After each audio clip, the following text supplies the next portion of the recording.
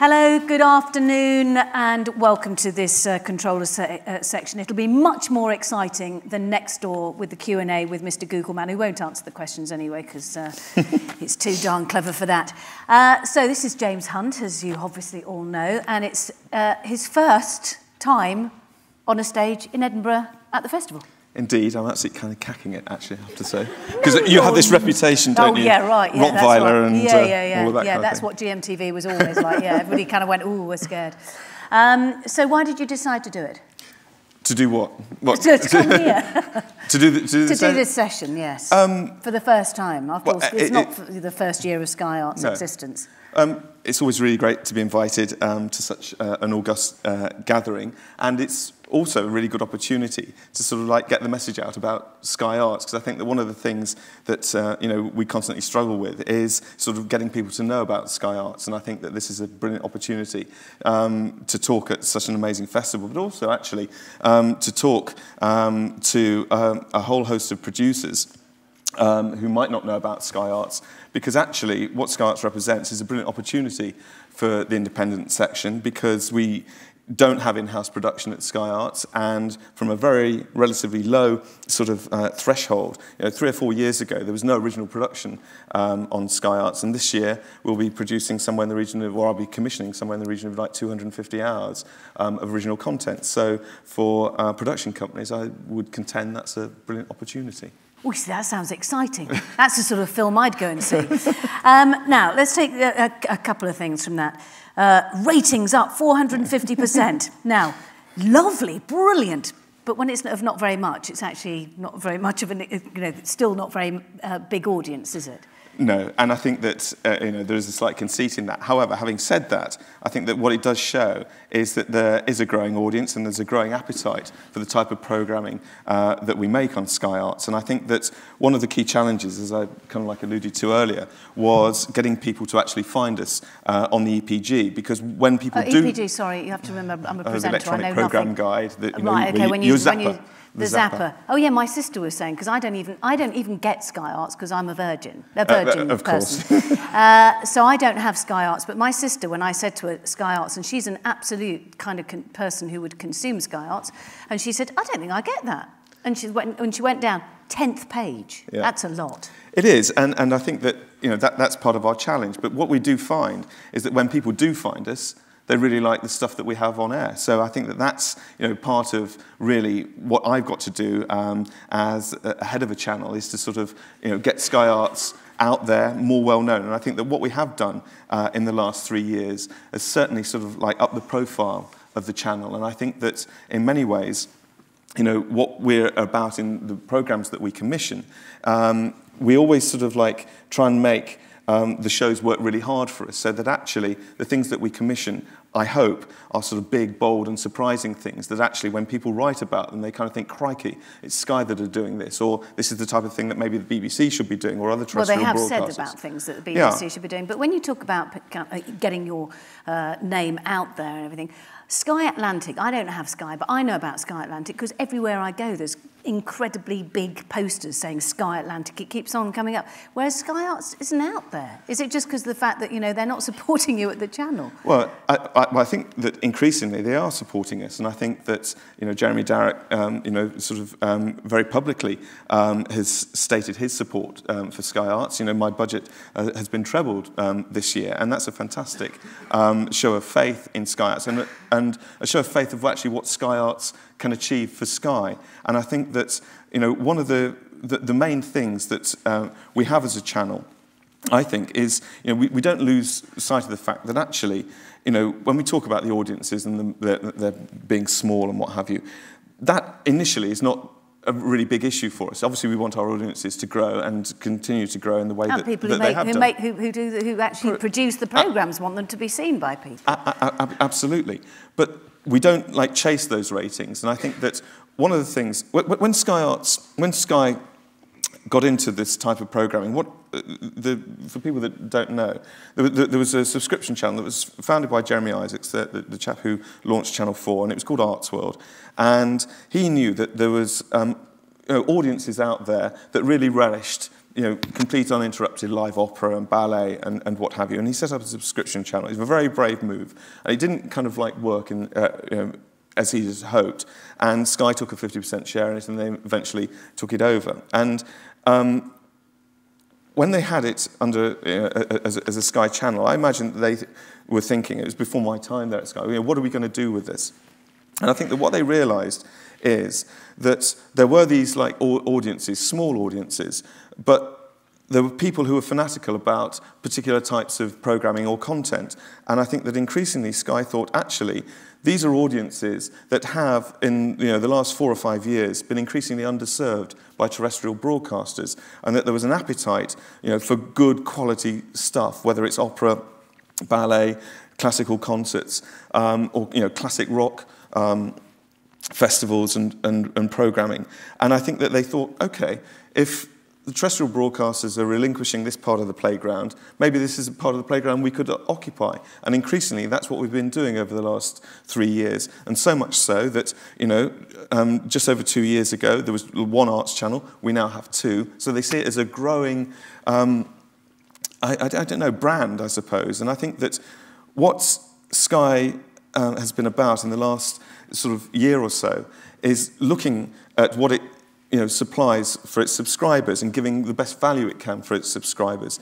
And they've taken this portfolio of channels, of which Sky Arts has become, I think, an increasingly important part of. So you have Sky One as the family entertainment channel, you have Sky Living, which is focused at that sort of brash, younger female audience. You have Sky Atlantic, this very high-end, big, blockbusting sort of quality drama. Men with massive muscles. Yeah, and all of that kind of stuff. Seems to me, anyway. And Sky Arts, and I think that they complement each other, and I think that increasingly Sky Arts will play a more important role in that portfolio of channels. I'll come back to you in a moment. I've just forgot to mention about the tweeting. I'm sure you've been to enough sessions now to know about the fact that you can tweet in a question if you want. You go onto a hashtag. I think it only works with iPhones, not anything else. And you put the hashtag on of Sidlaw, and then you can tweet a question. At the end, there'll be time for questions as well, so you can do it either way. Richard Klein, who I was chatting to yesterday, said that theatre doesn't work on television. You obviously disagree. Yeah, I think that we put our toe in the water to do theatre live, and that was just over 2 years ago, and we did 5 plays in front, and we broadcast them live with a live audience, and so it was like, we created our own theatre. And we learned quite a lot of lessons from that. And so last year, we thought, okay, how do we take it on from that? It was the first live theatre that had been done on telly for 35 years, and that's fine. But we recognised, again, that there was an audience for this.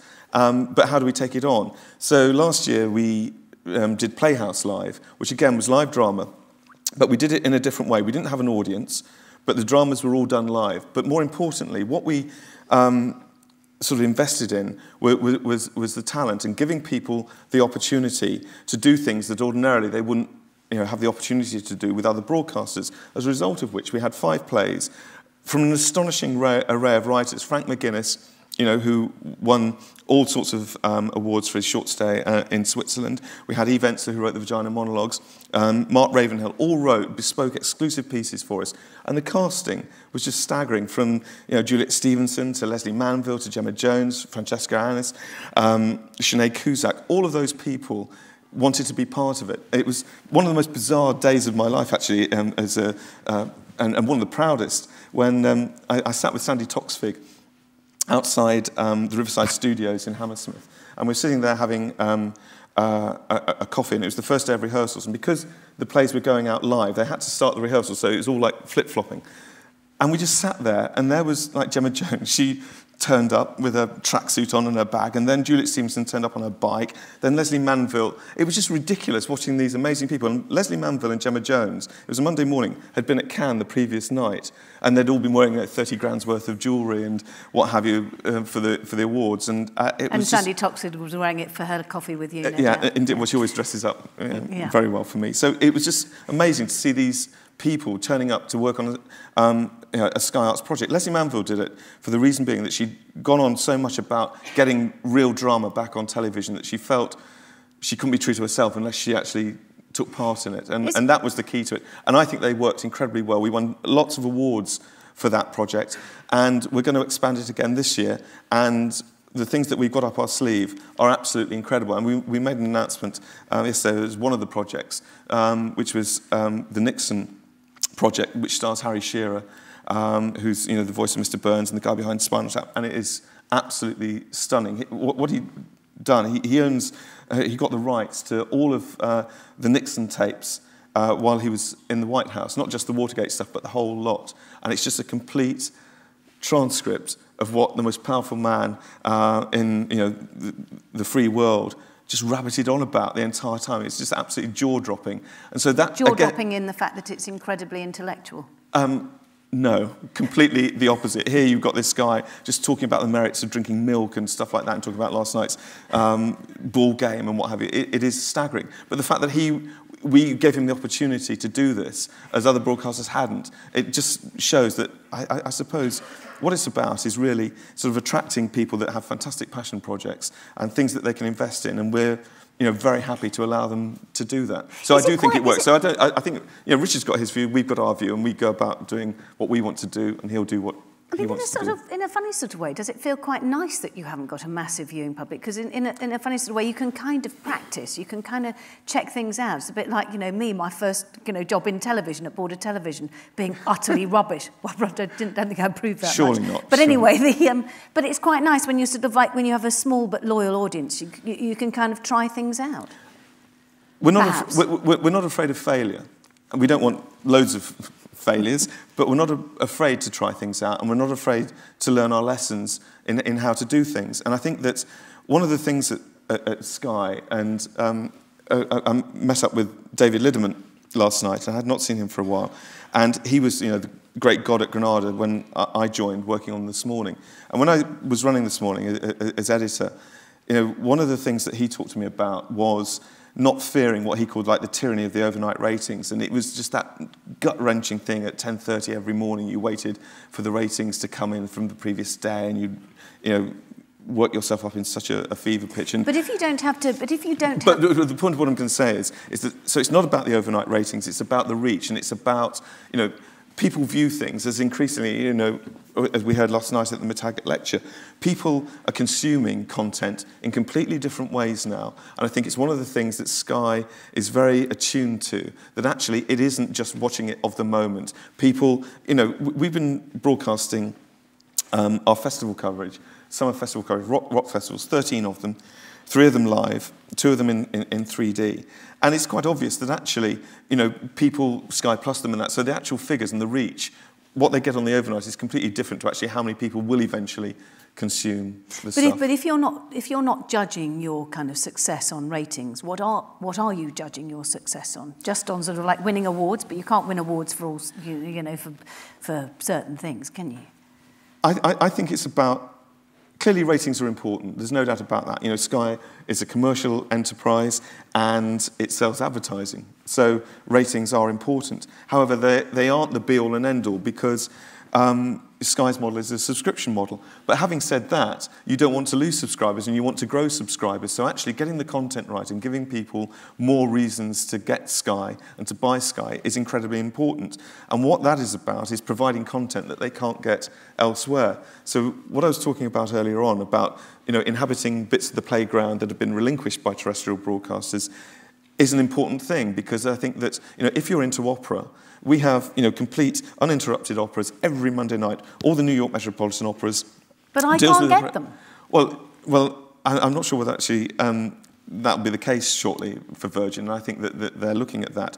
And I think that one of the points is that actually, with Sky Arts, I think that, just coming back to the ratings and not slavishly sort of following them. What it's about is that it's giving people that choice, and I think that that's like one of the key aspects of it. And I think that people don't watch Sky Arts, they don't turn it on at 6 o'clock every night and are expected to watch it all the way through.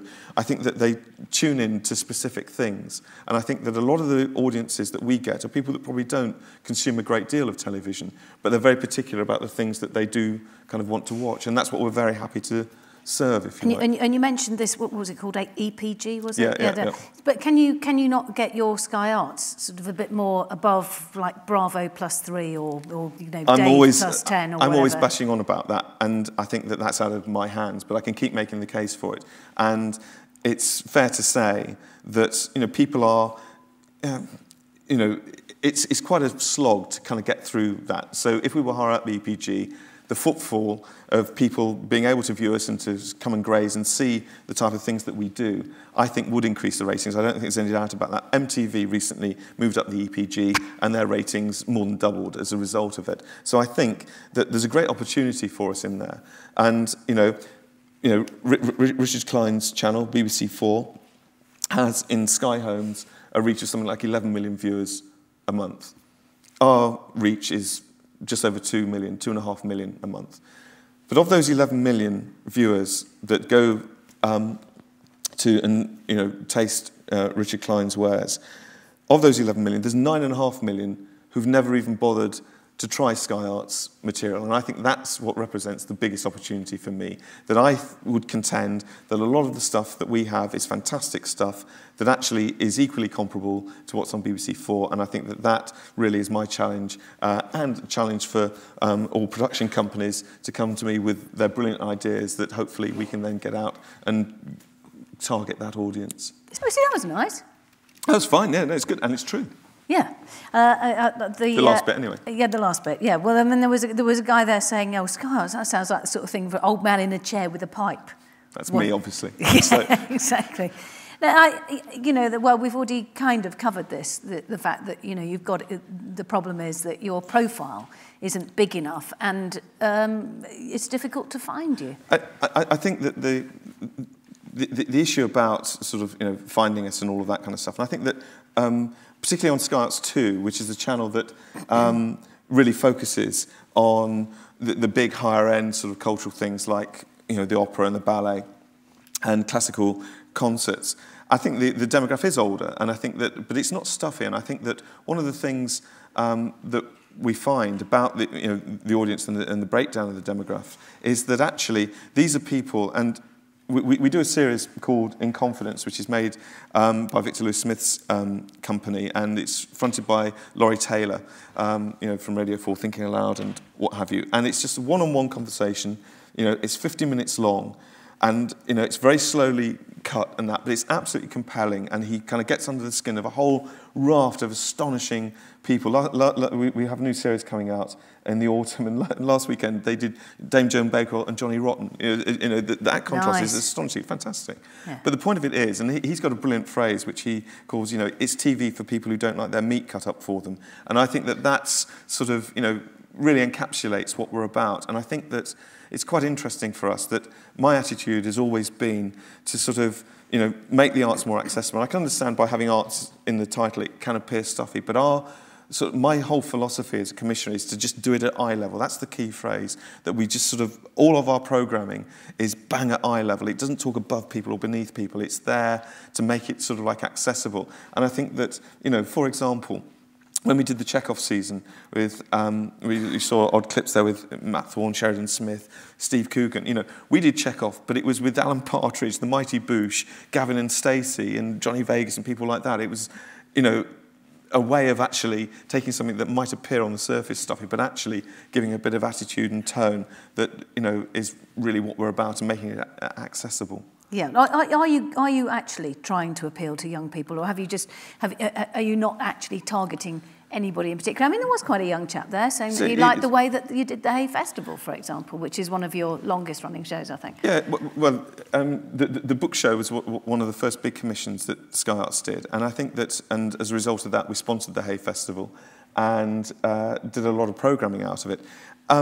We don't specifically go after any particular target or demographic, and I think that, arts is an incredibly broad sort of genre in many ways, so that actually you have channels that can have Jimi Hendrix live at the Isle of Wight as much as you can have Matthew Bourne's sensational Swan Lake, or you can have the complete uninterrupted Ring Cycle over a weekend. And I think that increasingly people, it's like their own, like your own CD collections in a way. You've got your Led Zeppelins and your Genesis and all that, but you've probably got Mozart and, I don't know, Miles Davis, and that's kind of how we look at our programming, that we're not really targeting specific people. And I think, I was talking to Roy Ackerman, the guy who runs Fresh One, Jamie Oliver's production company, and his son was like raving about something he'd seen. It transpires it was the Rolling Stones at Hyde Park on Sky Arts, and he was like, his eyes had been completely opened by this group that he'd never heard of before and what have you.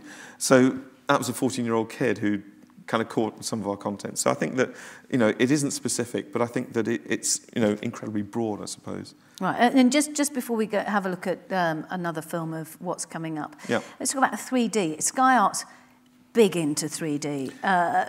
Is that the future, or do you think it's just kind of, one of those things? I don't particularly like 3D myself, but there you go. I don't like those wretched glasses. They're always too big for my head. Well, I think a lot of research, once you've kind of got them on, people then, so I'm informed, sort of like forget that they're wearing them, that if the content's good enough. And I think that, we've worked, again, it's a good example of the way kind of like Sky, A, innovates in technology, and B, can work across various platforms, so that when we have a number of projects, since the launch of the 3D channel, which is now sort of run by John Cassie, who was my predecessor, and a guy who really shaped a lot of the philosophy of Sky Arts, taking it forward. He was there right from the beginning when Sky took over Arts World, and it's his sort of like vision as well, that populist thing that is kind of carried on, and it's a good relationship I have with him in Sky 3D, so that again it's just another string to our bow, that actually if people come and say, Matthew Bourne really wants to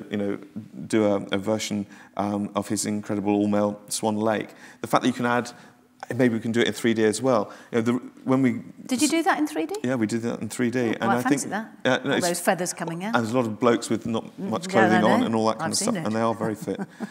So, equally, when we got the Isle of Wight festival that was previously on ITV2, and that, again, one of the attractions was, and we'll broadcast it live in 3D. All of a sudden, crikey, that just adds another dimension to it. I'd have actually seriously considered changing from Virgin to Sky if I'd have seen massive, great posters with men ripped with their little feathery costumes on. Anyway, listen, well, just before I go down that, we're going to have a look at a video of what's to come. I think you should put that out on terrestrial television. Thank you. Okay, just as an advert. The thing that occurs to me, though, watching that, is are you spending money on people like, high-profile people like Ronnie Wood and Joe Wiley, and therefore is there less money left over for the actual production companies? No, and I think that coming back to something that we started on, I think that the whole thing about Scots in many ways is that we exist by people's passions. And I think that one of the things about people like Ronnie Wood and Joe Wiley and what have you, the people that are doing things for us at Sky Arts, they're not doing it to get new extensions to their houses or a year's school fees paid or things like that. They're doing it because they want to do it. And I think that's the key thing to all of the projects that we have kind of like coming up. And I think that that's the thing that we can sort of maximise. And it's one of the things that I would say to independent production companies, that actually, we have, the airtime and we have the will and we've got the ambition to do huge things, and I think that you've just got to find the talented people to do it. And I think that it's interesting, one of the things that Stuart Murphy was talking about earlier on in his session, about we're not necessarily into the business of like breaking new talent in that way, because we need to get, we've got to have an immediate message, and we always expect that the people that work with us, to work very hard at sort of like publicising the programming themselves, and that irrespective of what's been said about Sky Arts, and that we spend more on marketing than we do on programming, completely the inverse on that. And the marketing budget is very, very small, and a small percentage of the programme budget. But what we do is we try and commission really astutely. We try and commission so that actually we know these things are going to make noise. And a really good example of this would be the Chekhov plays. There were 3.5 hours done for us by Baby Cow, the makers of Gavin and Stacey, starring Steve Coogan, Matt Horn, Sheridan Smith and the like. The total cost was £90,000, but it generated £1.8 million worth of press and publicity. That's an astonishing thing, but that's clever commissioning in a way, and I think that it's a way of actually getting people to know about arts and Sky Arts. And I think that what's happened, 3 years ago, myself or John Cassidy wouldn't have been sitting here. Nobody would have really known much about Sky Arts, but we've gained a reputation in the last 3 years by the things that we've commissioned and the projects that we've done. And I think increasingly that's the challenge for the next 3 years, is getting more and more people to think about us and know about Sky Arts. And the Murdochs, well, they're incredibly business-minded. Let's leave aside all the rest of the problems. But they're incredibly business-minded. How long will they cope with low ratings? Or is it as long as you keep on going up, they will carry on supporting you? I hope that's the case. And as I said, my budget has been trebled this year because they see the opportunity. And there's a huge audience out there that hasn't even tried any of our programming. And I think that once they do, they'll realise, actually, this is really rather good, because we have a whole host of good stuff. And I think that increasingly, hopefully, those ratings then will become sort of like more and more significant. But it's also about, as I said right at the beginning, serving audiences that are being underserved by terrestrial broadcasters. And I think that, in a way, that's also been good for the whole climate of arts programming across the board. You know, I'm not saying it's down to Sky Arts or anything like that, but I think that it's, you know, last year, this is a vaguely interesting thing. I sat there, listening to Mark Thompson's Spectacular. He mentioned Sky Arts. Almost unthinkable that he could do that, but he did. And, the other week, Chris Patton was talking, it was in The Guardian, a piece about how much he enjoys Sky Arts programming. So I think that what that kind of says is that, we're increasingly part of people's sort of, the consciousness, but other broadcasters have also sort of like picked up on it. Channel 4's doubled its arts budget. The BBC are asking questions about its arts programming. So I think that, it's like good news in the sense that other broadcasters are now coming back to the table. ITV just launched its new art series for Sunday evenings to replace the South Bank show. Which is weird, isn't it? I was just about to say, which is weird when they got rid of the South Bank show. Are you going to disembowel that pen now? But they got rid of the South Bank show, and now they've got a new art show. I don't know. I mean, they do whatever they do. I mean, we were very happy to sort of like talk with Melvin, and it was a fantastic thing for us, and it's something we're incredibly proud of when we did the South Bank Sky Arts Awards. And I think that, again, that just shows the scope. It was a terrestrial broadcaster who relinquished doing it. We're very happy to pick that up. And you were saying a bit earlier on about the fact that you kind of need established presenters really to host your thing. So if a production company was to come to you with an idea that they went, this is a real passion project, but it's somebody that nobody's ever heard of, would you go, don't know, yeah, if you put Sue Perkins on it, or Stephen Fry, who seems to be on everything anyway, then would you say yes, but not with somebody who might be passionate and interesting and who it might be a passion project, but not of somebody that's famous? I don't think that's necessarily the case, and I think a really good example of that is what we do kind of off-air. And, we announced with Sir Richard Eyre several months ago the launch of the Sky Arts Ignition series and the Sky Arts Future Fund series, which was actually putting money not into programming, although hopefully we'll get programming out of it, but it was to initiate brand new original works of art to the tune of £1.2 million. 6 projects, £200,000 for each project, 2 a year for the next 3 years.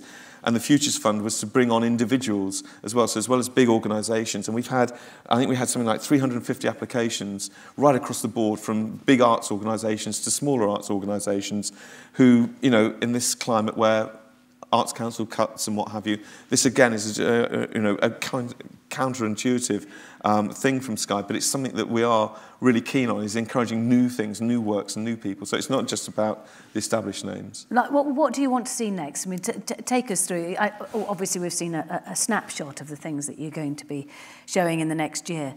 Let's talk about the next 5 years, assuming that the Murdochs are backing you to the hilt and it's still carrying on. What would you like to see up there on the screen? I think what I would like to see, my ambition for Sky Arts, and in a way, possibly more than the other channels that Sky have, it's always been perceived as a brand. People don't talk about Sky Arts 1 or Sky Arts 2, they just talk about Sky Arts. And we've always had interests outside of the linear broadcasting, the sponsorship of the Hay Festival, the National Trust, English National Opera. So we're always looking outside of it. And so I think that my ambition is to make Sky Arts, the leading arts brand in the country, on air, online, and off air as well. And I think that that's really, the scope of our thinking and our ambition. And I think that, a good example of the types of things, like the Gormley project, you know, a lot of people said that was something that should have been done by the BBC or Channel 4, and I think Kevin Ligo was on record as saying, why didn't we do it? And they were offered it, and they didn't see the potential in it. Whereas, you know, we went and we streamed in high definition all 2,400 hours of that fourth print project. And I know you've been snatching other things like the Cambridge Folk Festival and various other things. And I did like that quote on the first VT we saw, "Waiter, a wheelbarrow for this channel of balls," which I thought was very flattering. Yeah, it's terrific. Yeah, absolutely terrific. Great news. We've just had a tweet. Is the Sky Arts South Bank Show Awards returning next year? We're talking to Melvin about it. We had a fantastic time, and hopefully, yeah. Yeah. Okay, let's take a few questions from the floor. There are microphones that will be coming round. Yes, this gentleman in the white jacket. Can you get the... Yes, thank you. Hi, Marcus Prince from the BFI. You very cleverly reconnected the theatre and writers for the theatre with television, which something working for the BFI, I know, dipping into the television archive all the time. It was a relationship that was at the heart of British television at one time, right up to the 90s, with performance still on air. So how do you see that going forward? And is there a golden opportunity here to become like the royal court of television and bring on those new writers? Oh, nice. I think there is an opportunity there, and I think that one of the things that we did this year, after we did Playhouse Live last year, where we went to a number of writers and asked them, could you write us, you know, a 45-minute piece in Eve Ensler and Frank McGuinness, Mott Ravenhill, Rebecca Lenkovich. So they were very specific. This year, we put it out to tender, just to see who would come to the party.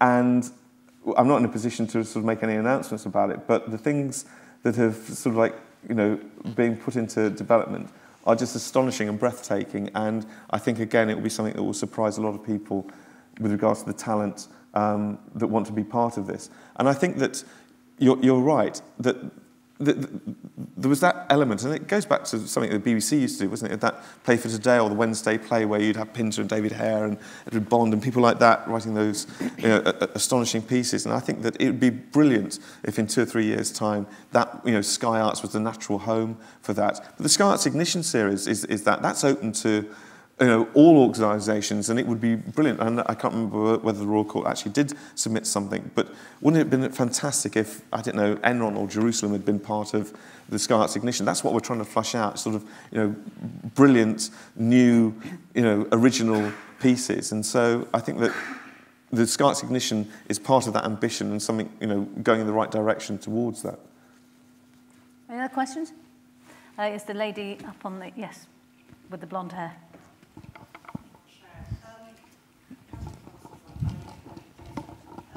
Actually, we can't quite hear you, so I'm afraid you are going to have the microphone.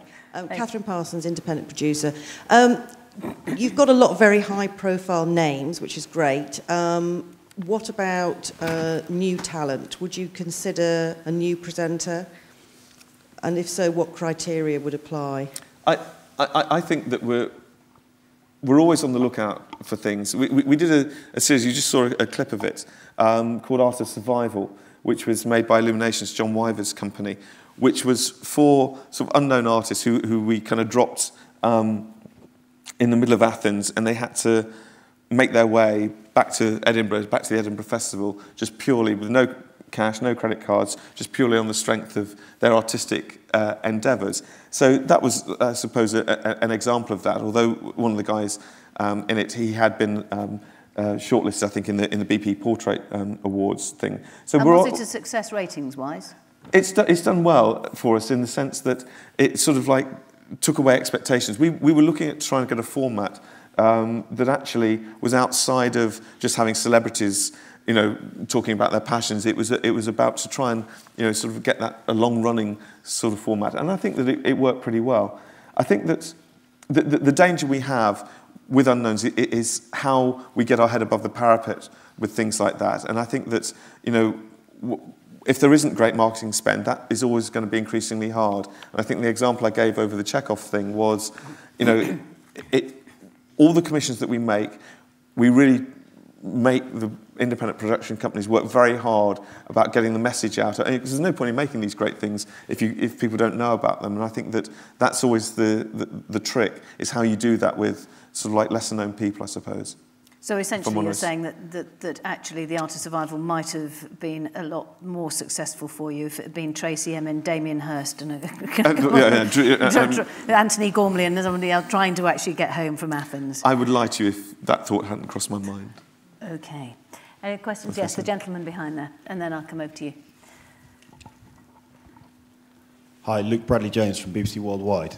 You've mentioned that there have been areas of the playground vacated by the terrestrial broadcasters that you're looking to play in, and you've given live performance as one example. Are there any other areas in particular that you're focusing on that you feel have been vacated and are interesting for Sky Arts?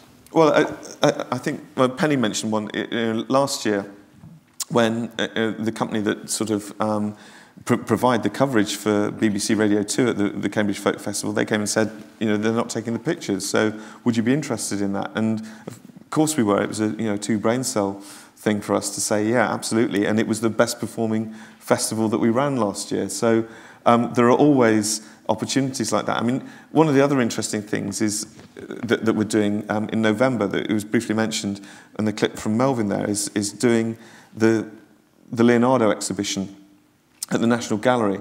The biggest exhibition in this country this decade, therefore this century. The first time that 7/8 of Leonardo's works have all been housed under one roof. And we're going to do a live preview of it. And we're going to simulcast it into 30 or 40 cinemas, something that's never been done before. And it's something that I think the BBC had flirted with, but not quite done. And we've just, let's do it. So is it a case, did they come to you with all these suggestions? Has everybody come to you? You haven't actually gone, that bit of playground isn't being played in. Somebody else has said, oi, James, have you seen that? Nobody's playing in the hopscotch area, so you take it. A lot of it's like that, but a lot of it is, crikey, that's not happening. And the opera was a good case in point, I think, of doing like the opera simulcast and doing... This is of La Boheme. Of La Boheme, which was the first time. Well, I mean, you did a brilliant job. I did a marvellous backstage. Keeping control of Jonathan Miller as he was like pacing up and down behind the scenes. But that was like, and we know that other broadcasters had been looking at doing a similar kind of thing. But, like Stuart Murphy alluded to earlier on, we are pretty fleet of foot, and as they mentioned, and the decision to do the simulcast was done in 2 or 3 months, and bang, we got it out on air, and it was fantastic. And I know that that's the other thing that you pride yourself on, and I know we haven't actually spoken about it, which is about that some organisations are a lot heavier, like juggernauts, and you're kind of like a sort of smart car zipping around. Something like that, yeah. I'm not sure that's the best small car that you could think of, but anyway, something. It was just when I suddenly thought of okay, what Volkswagen Polo or something. Yeah, I don't know. Anyway, something a little bit bigger. This Ford Fiesta. There's a lady up the back there who had her hand up. Bethan Evans, NBC Universal. I was just wondering, you mentioned looking at moving on to Virgin Media as well, which would obviously massively elevate your audience reach. Is that something that is definitely going to happen, that you have a timeline on, or it's part of your growth strategy, or still not definite? No, I don't think it is definite, but I think that it's something that, again, it's not really part of my business, and I think that those things are handled in other areas of Sky, but it's something that you constantly want to get the maximum exposure that you can for your channel. So, yeah. Yeah, obviously. Any other questions there? Yes. That's nicely placed, right in the middle there. Throw it at him. Yeah. James, have you thought about tackling Shakespeare? Yes, and... Are you from a Shakespeare organisation? No, it just seems to me as a viewer, I haven't seen much Shakespeare on telly. I've got kids who are doing GCSEs, A-levels.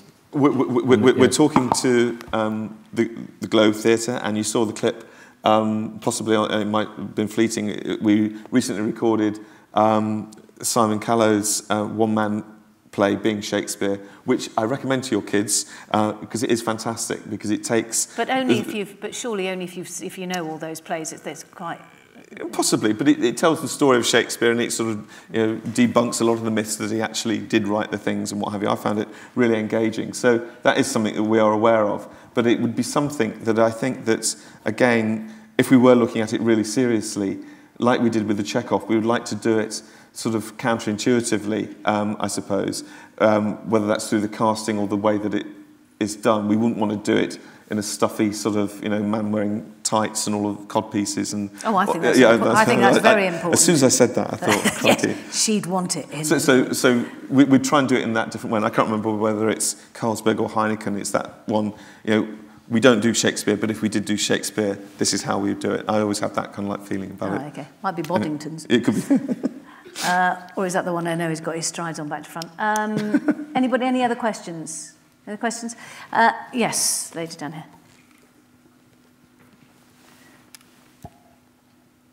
Samantha Stamp, Northern Film and Media. It's quite a simple one. For an independent production company who hasn't been commissioned by yourself before, how best to establish a relationship and a dialogue in regards to ideas and projects they think you might be interested in? Well, there is a commissioning link on the Sky Arts website, but increasingly now Sky operates like a hub system of commissioning. So the people that, depending on the type of projects that you have, they've got a fantastic array of commissioners so that we now, Sky Arts now gets the benefit of Lucy Lumsden looking after any comedy drama project. She was the person that oversaw the Harry Shearer thing with Nixon.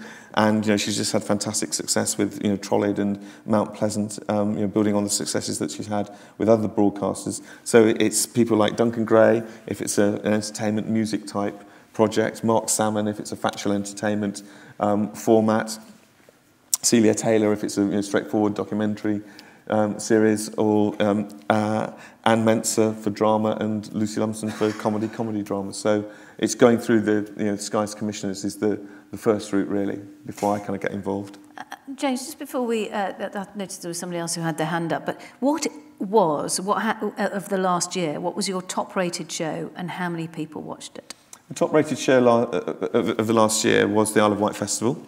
And I think that once the consolidated figures came in over that, it was well over 100,000 on the Kings of Leon night, and the compilation show of that did like 160,000, I think, on Sky One. So that probably shows a lot about. And that was marketed, and we did have quite a lot of ad campaigns behind that, as well as a lot of noise because it was the first rock festival ever to be done live in 3D. So I'm not sure what that says about the appetite for arts programming. And again, I suppose, it was a big high-profile event, a big high-profile festival, so it's not that surprising. The biggest driver on Sky Arts 2 is the André Rieu concerts that we have. And again, these people find those concerts, and that does very well for us. But it's, there's a whole kind of variety, but it's not something I get totally kind of hung up on. There was another person who had their hand up over there. Maybe the question's been answered already. Just before we kind of wrap up the session, what would you say? I mean, when you talk about sort of, viewers in the hundreds and thousands and a flake on top, it does unfortunately give grist to the mill of people like those I was sort of with last night after the McTaggart lecture, who sort of said, no, Sky Arts, but, okay, so Mark Thompson mentioned Sky Arts, but really, it's irrelevant.